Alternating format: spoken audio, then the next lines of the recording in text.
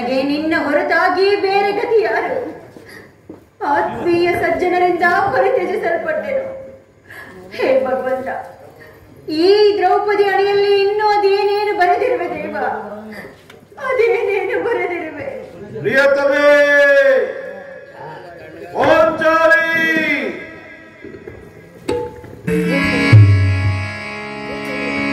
ಪ್ರಿಯತಮೇ ಪಾಂಚಾಲಿ, ಇವಳೇಕೆ ಈ ರೀತಿ ಚಿಂತಾಮಗ್ನಳಾಗಿರುವಳು?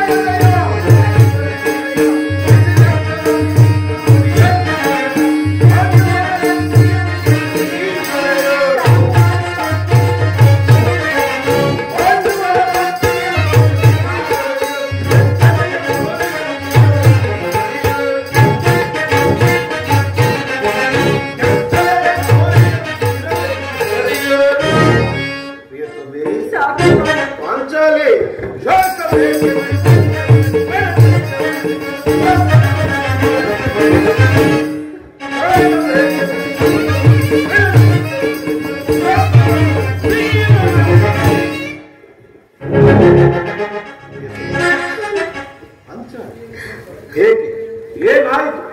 ನಿಷ್ಕಾರಣವಾಗಿ ಹೇಳುತ್ತಿರುವ ಏಕೆ? ನಾನು ನಿಷ್ಕಾರಣವಾಗಿ ಅಳುತ್ತಿಲ್ಲ. ಈ ಪಾಂಚಾಲಿ ಅಳುವಿಗೆ ಒಂದಲ್ಲ, 10 ಕಾರಣಗಳಿರಬಹುದು. ನೀವಾದರೂ ಪುರುಷರು, ನಿಮ್ಮನ್ನು ಯಾರಾದರೂ ತೋರಿದರೆ, ಅಪಮಾನ ಪಡಿಸಿದರೆ ಸ್ವತಃ ನೀವೇ ಅವರಿಗೆ ಪ್ರತಿಕಾರ ಮಾಡುವಿರಿ. ಆದರೆ ಈ ಸ್ತ್ರೀಯರ ವಿಚಾರವೂ ಹಾಗಲ್ಲ. ಅವರು ಅನ್ನ ವಸ್ತ್ರಗಳಿಗಾಗಿ ಪರರನ್ನು ಆಶ್ರಯಿಸಬೇಕು. ಆತ್ಮಗೌರವವನ್ನು ರಕ್ಷಿಸಿಕೊಳ್ಳಲು ಅವರಿಗೆ ಅನ್ಯ ಆಶ್ರಯ ಬೇಕೇ ಬೇಕು. ಹೇ ಪರಮೇಶ್ವರ, ಇಂತಹ ಪರಾಧೀನ ಸ್ತ್ರೀ ಜಾತಿಯನ್ನು ಅದೇಕೆ ಸೃಷ್ಟಿಸಿದೆ ದೇವ? ಕಳಬೇಡ ಪಾಂಚಾಲಿ, ಕಳಬೇಡ. ಸ್ತ್ರೀಯರ ಪರಾಧೀನತೆಯು ನಮ್ಮ ಸಮಾಜದ ನೇಮ, ಭಗವಾನ್ ಸ್ವರೂಪರಾದ ಋಷಿಮುನಿಗಳ ಆಜ್ಞೆ. ಕೈ ಹಿಡಿದ ಪತ್ನಿಯನ್ನು ದ್ಯೋತದಲ್ಲಿ ಪಣವಾಗಿಟ್ಟ ಸೋಲುವಂತೆ ಆ ನಿಮ್ಮ ವರ್ಷಗಳೇ ಆಜ್ಞಾಪಿಸಿದರಲ್ಲವೇ? ಪತಿಗಳಂತೆ ಪತಿಗಳು ಮಾಡಿ ಪಡೆಯಬೇಕು ನಿಮ್ಮಂತಹ ಪತಿಗಳು. ಅಣ್ಣನ ಒಂದು ದಿನದ ವಿವೇಕದಿಂದಾದ ಈ ನಿಂದನೆಯು ನಮ್ಮನ್ನು ಸಾಯುವ ತನಕ ಬಿಟ್ಟಿದ್ದೇ ಅಲ್ಲ. ಪ್ರಿಯತಮೆ, ಅಣ್ಣನ ಅಪರಾಧಗಳನ್ನು ಕ್ಷಮಿಸುವಂತೆ ನಾನು ನಿನ್ನಲ್ಲಿ ಎಷ್ಟೋ ಬಾರಿ ಕೇಳಿಕೊಂಡಿದ್ದೆ. ಹಾಗಾಯಿತು, ಅದನ್ನು ಮರೆತು ಬಿಡು. ಈ ದಿನ ನೀನು ದುಃಖಿಸಲು ಕಾರಣವೇನೆಂದು ನನ್ನೊಳಗೆ ತಿಳಿಸಬಾರದಿಲ್ಲ. ಆದರೆ ಅದರಿಂದ ಪ್ರಯೋಜನವಾದರೂ ಏನು? ನೀವೆಷ್ಟೇ ಆದರೂ ನಿಮ್ಮ ಅಣ್ಣನ ಆಜ್ಞಾಧಾರಕರಲ್ಲವೇ? ಅದು ಅಂದಿನ. ಈಗ ನಾವು ಯಾರ ಆಜ್ಞಾಧಾರಕರಲ್ಲದೇವೆ? ಹಾಗಾದರೆ ತಿಳಿಸುವೆನು ಕೇಳಿ. ಈ ದಿನ ನಾನು ಹಸ್ತಿನಾಂಬೆಯ ಮಂದಿರಕ್ಕೆ ದೇವಿಯ ದರ್ಶನಕ್ಕಾಗಿ ಹೋಗಿದ್ದೆನು. ಅಲ್ಲಿಗೆ ಆ ದುರಹಂಕಾರಿ ದುರ್ಯೋಧನನ ಪತ್ನಿ ಭಾನುಮತಿಯೂ ಸಹ ಬಂದಿದ್ದಳು. ಆಕೆಯು ನನ್ನನ್ನು ಕಂಡು, ದ್ರೌಪದಿ, ನಿನ್ನ ಪತಿಗಳು ವಾಸಕ್ಕಾಗಿ 5 ಗ್ರಾಮಗಳನ್ನು ಬೇಡಲು ದೂತರನ್ನು ಆ ಸ್ಥಾನಕ್ಕೆ ಕಳುಹಿಸಿದ್ದರು. ಇನ್ನೇನು ಸಂಧಿಯಾಗುವುದು. ಆಗಲಾದರೂ ಈ ನಿನ್ನ ಬಿಚ್ಚಿದ ಕೇಶರಾಶಿಯನ್ನು ಮುಡಿಗಟ್ಟಿವೆ ಅಷ್ಟೇ ಎಂದು ಕೇಕೆ ಹಾಕಿ ಅಪಹಾಸ್ಯ ಮಾಡಿ ನಕ್ಕಳು. ಏನು ಪುನಃ ಸಂಧಿಗೆ ಪ್ರಯತ್ನ? ಹಾಗಾದರೆ ನನ್ನ ಸಂದೇಹವು ನಿಜವಾಯಿತು. ಸಜ್ಜನರವರೆಗೆ ನಿಂದಿರಿಗಿದಾರೆ ಈಗಾವತ್ತು ಎಂದು ಭಾವಿಸಿದ್ದಾರೆ. ಯಾರು ನಮ್ಮಣ್ಣರಾದ ಶ್ರೀಕೃಷ್ಣ ಪರಮಾತ್ಮರಲ್ಲವೇ? ಗೋಪಿಕಂಗನೆರ ವಿಲಾಸ ಯಜ್ಞಗಳಲ್ಲಿ ಮಗ್ನನಾದ ಯದುಪತಿಯು ಎತ್ತವನ್ನು ಮರೆಯುವುದು ಸಹಜ. ಅರ್ಜುನನು ದ್ವಾರಕೆಯಿಂದ ಹಿಂದಿರುಗದಾಗಲೇ ಈಗಾಗಬಹುದೆಂದು ಭಾವಿಸಿದ್ದನು. ಅದಂತಿರಲಿ, ಹಾ ಭಾನುಮತಿಗೆ ಏನೆಂದು ಉತ್ತರವನ್ನು ಕೊಟ್ಟೆ? ಅವಳ ಪ್ರಶ್ನೆಗೆ ಸರಿಯಾದ ಉತ್ತರವನ್ನೇ ಕೊಟ್ಟಿರುವೆನು. ಏನೊಂದು? ನಿನ್ನ ಕಟ್ಟಿದ ಮುಡಿಯನ್ನು ಬಿಡಿಸುವವರೆಗೂ ನನ್ನ ಈ ಬಿಚ್ಚಿದ ಮುಡಿಯನ್ನು ಕಟ್ಟುವುದಿಲ್ಲವೇ ಭಾನುಮತಿ ಎಂದು.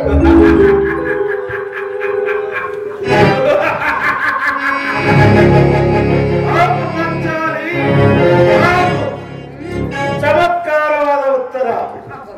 ನೀನು ನಮ್ಮಗಳ ಸಂಗಡ ಕದನ ಮಾಡುವುದರೊಂದಿಗೆ ನಿನ್ನ ಚತುರತೆಯನ್ನು ಮುಗಿಸಿದ್ದೆ ಎಂದು ಭಾವಿಸಿದ್ದೇನು. ದೇವಿ, ಈ ಆನಂದ ಸಮಯದಲ್ಲಿ ಬಾ, ಈ ನನ್ನ ತಲೆಯನ್ನು ಅಲಂಕರಿಸುವ. ಸ್ವಾಮಿ, ದೇವಿ, ಮೊದಲು ಈ ನನ್ನ ಬಿಚ್ಚಿದ ಕೇಶರಾಶಿಯನ್ನು ಮುಡಿಗಟ್ಟಿ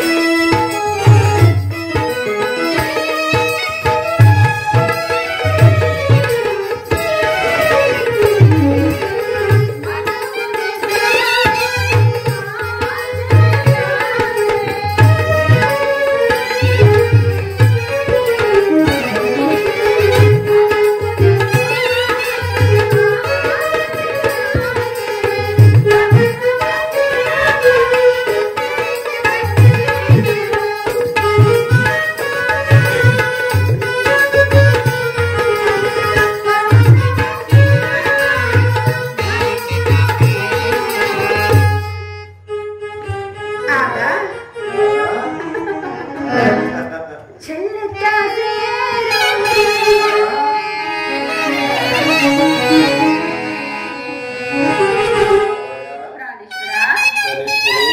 ಆ ಕೌರವರ ಶಿರವನ್ನು ಛೇದಿಸಿದಾಗ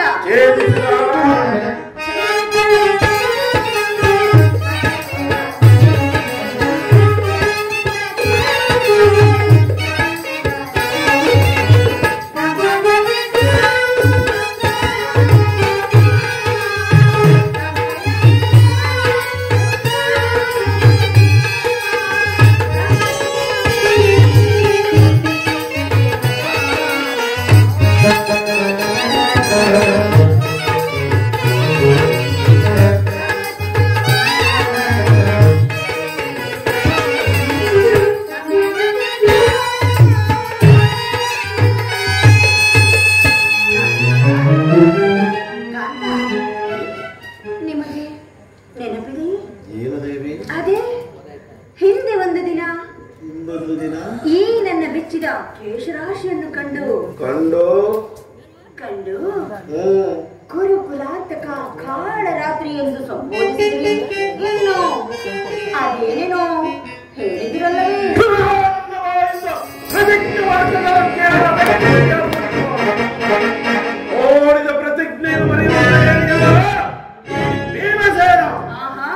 ಪ್ರತಿಜ್ಞೆಯನ್ನು ಮಾತ್ರವಲ್ಲ, ನುಡಿದಂತೆ ನಡೆಯಬೇಕೆಂಬುದೇ ನನ್ನ ಇಚ್ಛೆ. ನಾನು ಸುಮ್ಮನೆ ಇಚ್ಛಿಸಿದರೆ ನೀವೆಷ್ಟೇ ಆದರೂ ನಿಮ್ಮ ಅಣ್ಣನ ಆಜ್ಞಾಧಾರಕರಲ್ಲವೇ? ನನ್ನನ್ನು ಕೆಲಸವೇಳದೇವಿ. ಈಗ ನಾನು ಯಾರ ಆಜ್ಞಾಧಾರಕರಲ್ಲ. ಶಾಂತಿಯನ್ನು ಬಯಸುವವರು ಸಂಧಿಯ ಪ್ರಸ್ತಾವದಲ್ಲಿ ನಾನು ಮಾತ್ರ ಬಹುತರದಿಂದ ಯುದ್ಧವನ್ನೇ ನಿರೀಕ್ಷಿಸುತ್ತಿರುವೆ. ನನ್ನ ಪರಾಯಣನಾದ ಯುಧಿಷ್ಠಿರನು ಹಿರಿಯೋಧನಂತಹ ಅಪರಾಧಗಳನ್ನು ಕ್ಷಮಿಸಬಹುದು. ಹೇಳಿ, ನಾನು ಭಕ್ತ ಕ್ಷಮಿಸುವುದಿಲ್ಲ.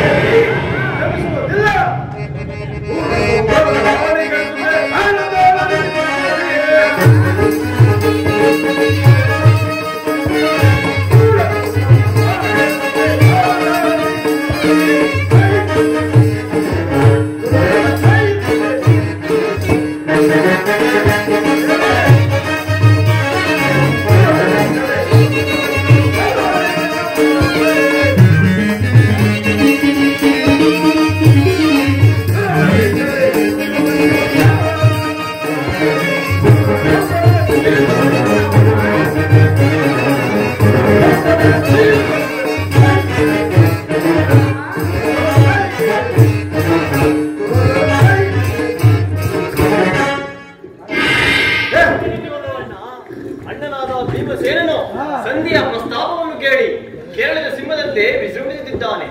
ಅವನನ್ನು ಸಮಾಧಾನಪಡಿಸಲು ನಿನ್ನನ್ನು ಬರೆದು ಯಾರು ಶಕ್ತರಲ್ಲ. ನನ್ನಲ್ಲಿ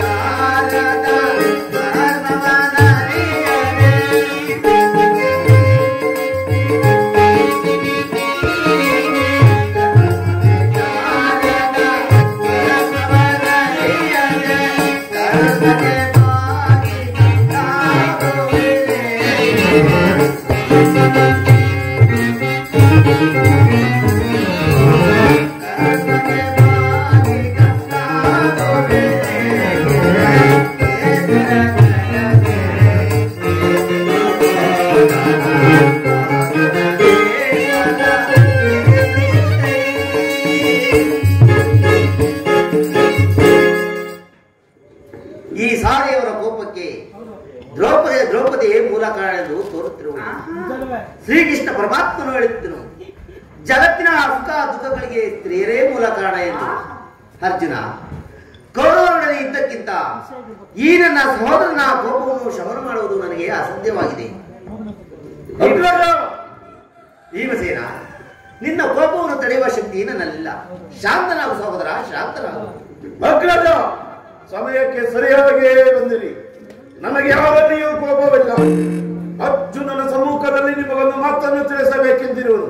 ಅದನ್ನು ನಿಮ್ಮಿರುವ ಸಮ್ಮುಖದಲ್ಲಿ ಈಗಲೇ ಬಿಡುವುದು. ಈ ಸಂಧಿಯ ಪ್ರಸ್ತಾಪವು ನಿಮಗೆ ಉಚಿತವಾಗಿ ಕಾಣಬಹುದು. ಅರ್ಜುನನು ಅನುಮೋದಿಸಬಹುದು, ನಕುಲ ಸಹದೇವರು ಸುಮ್ಮನಿರಬಹುದು. ಆದರೆ ಈ ದಾಸ್ಯವೃತ್ತಿಯನ್ನು ನಾನು ಕಂಡವರ ಕಳಂಕವೆಂದೇ ಭಾವಿಸುತ್ತೇನೆ.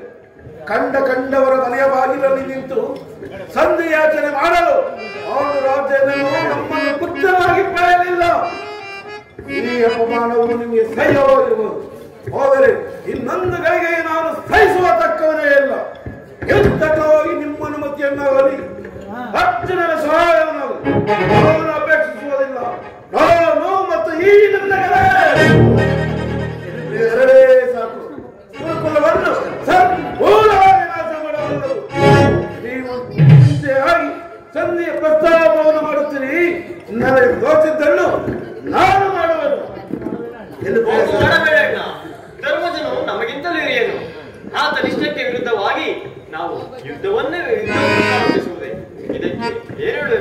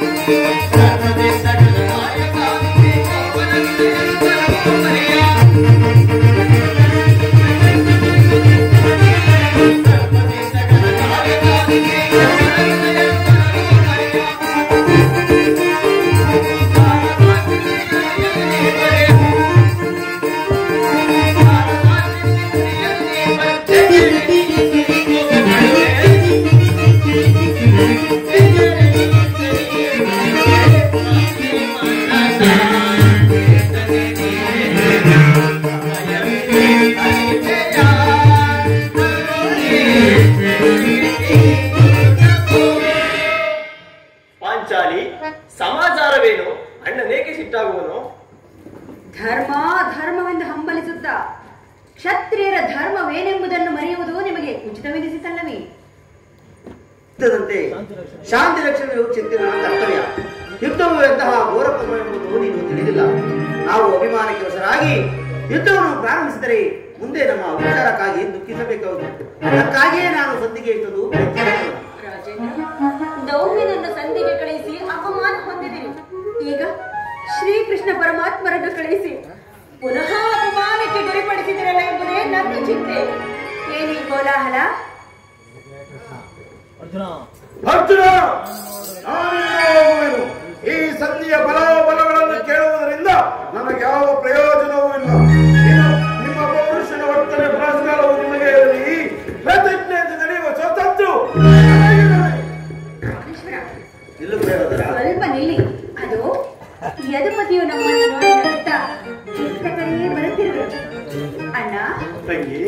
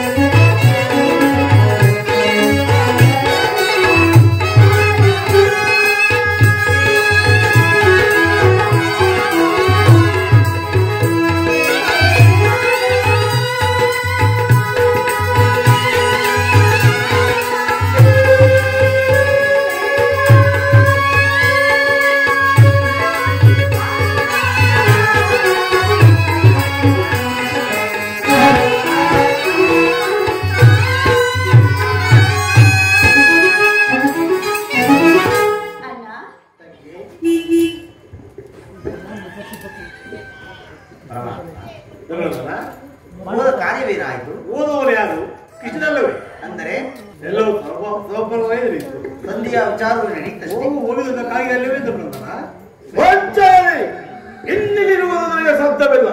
ಅವರ ಇಚ್ಛೆಯಂತೆ ಅವರ ನಡೆಯಲಿ. ನನಗೆ ದೋಚಿದ್ದನು ನಾನು ಮಾಡುವೆನು. ಸ್ವಲ್ಪ ನಿಲ್ಲಿ, ನಮ್ಮಣ್ಣನ ಮಾತು ಮುಗಿಯಲಿ. ನಿಮ್ಮಣ್ಣನ ಮಾತು ಮುಗಿಯುವುದರೊಳಗಾಗಿ ನನ್ನ ಕಾಲಿಗೆ ಮುಗಿದು ಹೋಗುವುದಿಲ್ಲವೇ? ಕೃಷ್ಣ, ಇದೇನಾಯ್ತು? ವಿಚಾರವೊಂದು ಸಂಧಿ ವಿಚಾರವನ್ನು ತಿಳಿಸಿದರು. ಎಲ್ಲರೂ ಒಪ್ಪಿಕೊಂಡರು. ಯಾರು ಒಪ್ಪಿದರು? ರುಕ್ಮಿಣೀಪತಿ, ಈ ನಿನ್ನ ಸಮಸ್ಯೆಯ ಮಾತುಗಳು ನನಗೆ ಬೇಡ. ಅಗ್ರಜನ ಅಪೇಕ್ಷೆಯಂತೆ ಐದು ಗ್ರಾಮಗಳಿಗಾಗಿ ಕೃಷ್ಣ ಕೃಷ್ಣ ಈಗ ತಿಳಿದು ನಿನ್ನ ಅಭಿಮತ.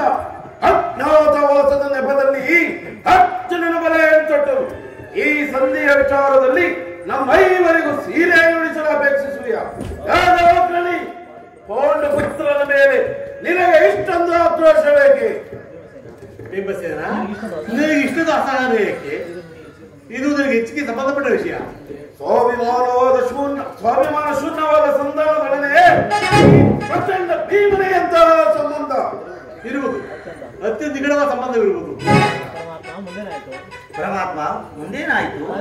ರಾಜಸಭೆಯಲ್ಲಿ ಅವರೆಲ್ಲರೂ ಒಪ್ಪಿಕೊಂಡರು. ಯಾರು ಯಾರು ಒಪ್ಪಿದರು? ಭೀಮ, ದ್ರೋಣ, ಉಪಮಂಡಲು, ಓ ದುರ್ಯೋಧನ, ಅವರು ಸಹ ಇಲ್ಲಿ ನನಗೆ ಕೆಲಸವಿಲ್ಲ.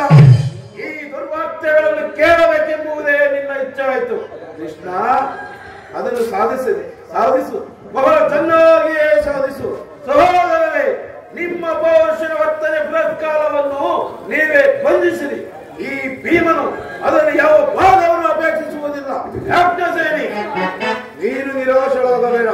ಈ ಭೀಮನ ಬದುಕಿದ್ದರೆ ನಿನ್ನ ಸೇಡನ್ನು ತೀರಿಸಲೇ ಗೊತ್ತಿಲ್ಲಯ್ಯ. ನೀನು ಇಷ್ಟೊಂದು ನಿಜವಾಗಿ ನಿಮ್ಮ ಬದಿಯೇ ಸರಿ.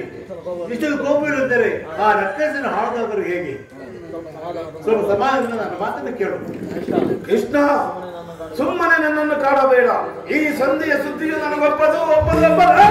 ನಿನಗೆ ಒಪ್ಪುವ ವಿಚಾರವಿರುವುದು ಭೀಮಸೇನ. ಆ ದುರ್ಯೋಧನ ನಿನಗೆ ಸಂದೇಶ ಕೊಡ್ತಿರುವನು. ಏನು?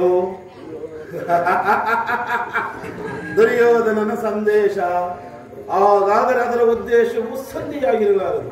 ಹೇಳು ಕೃಷ್ಣ, ಬೇಗ ಹೇಳು. ಏನೋ ಸಂದೇಶ? ಭೀಮಸೇನ, ಆ ವಿಚಾರವನ್ನು ಕೇಳುವ ಇಚ್ಛೆ ಇದ್ದರೆ ನೀನು ನನ್ನ ಗದಿಗೆ ದೂರ ಬಿಟ್ಟು ಸ್ವಲ್ಪ ಕಾಲ ಇಲ್ಲ, ನಿಂತಿದ್ದಂತೆ ಬಿಡು. ನೀನು ಕುಳಿದುಕೊಳ್ಳುವುದು ಹೇಳುವುದಿಲ್ಲ. ಈ ಪರಿಹಾಸ ಬೇಕೆ ಕೃಷ್ಣ? ಇದು ಪರಿಹಾಸವಲ್ಲ ಭೀಮಸೇನ. ಮತ್ತೆ ಕಂಠದ ಅಷ್ಟು ಭಯ. ಆಹಾ, ಇದು ನಿನ್ನ ಅಪೇಕ್ಷೆಯಂತೆ ಕುಳಿತುಕೊಳ್ಳುವೆನು. ಈಗಲಾದರೂ ಹೇಳು, ಏನೋ ಸಂದೇಶ? ನೀನು ಕೋಪ ಮಾಡುವುದಿಲ್ಲ. ಅದಾಗಲಿ. ಹಾಗಾದ್ರೆ ಈಗ ನನ್ನ ಬಂದಿ ಅದು ಕ್ಷಣಕಾಲ ಮಾತ್ರ. ತಂಗಿ, ನಾನು ಹೇಳುತ್ತೆ ಮಾಡುವ ಭೀಮಸೇನ, ಪ್ರಿಯವಾದರು ಅರ್ಜುನ, ಈ ಗದೆ ತಂಗಿ, ನಾನು ಹೇಳೋ ಮಾತನ್ನು ಕೇಳುವ. ನಿಮ್ಮ ಮಾತನ್ನು ಎಂದಾದರೂ ಮೀರಿರುವೆನೆ ಅಣ್ಣ. ಹಾಗಾದರೆ ತೆಗೆದು ಅಕ್ಕವನ್ನು ಈ ಅಕ್ಕದಿಂದ ನಿನ್ನ ಪ್ರಿಯ ಕರವನ್ನು ಬಂದಿಸು. ಇದೇನು ಪರಿಹಾಸ್ಯವೇ ಅಣ್ಣ? ಇದು ಪರಿಹಾಸವಲ್ಲ ತಂಗಿ. ಇದು ನೀನು ಶತ್ರುಗಳನ್ನು ಬಿಡಿಸಲು ಮಹಾಪಂಡಿತಿಯಂತೆ. ಆದರೆ ನಿನ್ನ ಪ್ರಿಯ ಕರವನ್ನು ಬರುವುದು ನೋಡೋಣ. ಅದಕ್ಕೋಸ್ಕರ ಭೀಮಸೇನ, ಆ ಸಂತೋಷಗಳು ಇಚ್ಛೆ ಇದ್ದರೆ ಪಾಂಚಾಲಿ, ಕೃಷ್ಣನು ಹೇಳಿದಂತೆ ನನ್ನ ಕರಗಳನ್ನು ಬಂಧಿಸು. ಹಾಗೆ ಆಗಲಿ ಸ್ವಾಮಿ.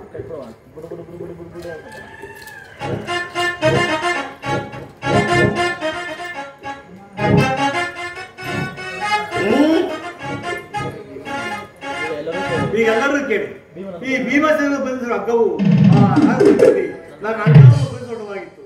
ಯಾರು ಈ ಕಾರ್ಯವನ್ನು ಮಾಡಿದರು? ಏನು ದುರಾಚಾರ? ಏನು ಹೇಳಿದೆ ಕೃಷ್ಣ? ಈ ಹಗ್ಗದಿಂದ ನಿನ್ನನ್ನು ಬಂಧಿಸಲು ಯತ್ನಿಸಿದರೆ ಯಾರು? ಮತ್ಯಾರು? ಆ ದುರಾಚಾರಿಯಾದ ಆ ದುರ್ಯೋಧನ ಆಜ್ಞೆ ಮಾಡಿದರು. ಆ ದುರಾಭಿಮಾನಿಯಾದ ದುಶ್ಯಾಸನನ್ನು ಈ ಕೃತಿಸಿದರು. ಅವರಿಗಲ್ಲೇ ಮತ್ತೆ ಯಾರಿಗೆ ಸಾಧ್ಯವಾಗುತ್ತದೆ? ಪಾಂಚಾಲಿ, ಬಿಚ್ಚು ನನ್ನ ಕರಗಳನ್ನು. ಈ ನೀಚ ಕೃತ್ಯದಿಂದ ದುರ್ಯೋಧನ ದುರಾಭಿಮಾನವು ಶಿಖರವನ್ನು ಮುಟ್ಟಿತು. ನಮ್ಮ ಪ್ರಿಯಬಂಧುವಾದ ಕೃಷ್ಣನನ್ನು, ಪಾಂಡವರ ರಾಯರಾಜನು, ಆ ಕುನ್ನಿ ಕೌರವರು ಈ ರೀತಿ ಅಪಮಾನಗಳಿಸಿದರೆ ಅಗ್ರಜ ಧನಂಜಯ, ಇದಕ್ಕೆ ನಿಮ್ಮ ಅಭಿಪ್ರಾಯ? ಅಷ್ಟೇ ಅಲ್ಲ, ಆ ಸಂಧಿಗಾಯಕರು ಉತ್ತರ ಹೇಳ್ತೇನೆ ಕೇಳಿ.